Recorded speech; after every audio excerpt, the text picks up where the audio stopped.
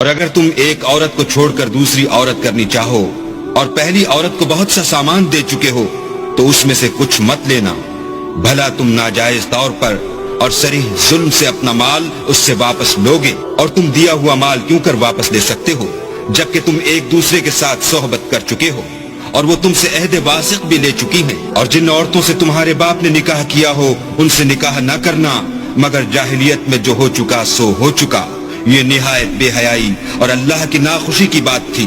اور بہت برا دستور تھا۔ تم پر تمہاری مائیں اور بیٹیاں اور بہنیں اور پھوپھیاں اور خالائیں اور بھتیجیاں اور بھانجیاں اور وہ مائیں جنہوں نے تم کو دودھ پلایا ہو اور رضائی بہنیں اور ساسیں حرام کر دی گئی ہیں، اور جن عورتوں سے تم مباشرت کر چکے ہو ان کی لڑکیاں جنہیں تم پرورش کرتے ہو وہ بھی تم پر حرام ہیں۔ ہاں اگر ان کے ساتھ تم نے مباشرت نہ کی ہو تو ان کی لڑکیوں کے ساتھ نکاح کر لینے میں تم پر کچھ گناہ نہیں، اور تمہارے صلبی بیٹوں کی عورتیں بھی اور دو بہنوں کا اکٹھا کرنا بھی حرام ہے، مگر جو ہو چکا سو ہو چکا، بے شک اللہ بخشنے والا اور رحم والا ہے۔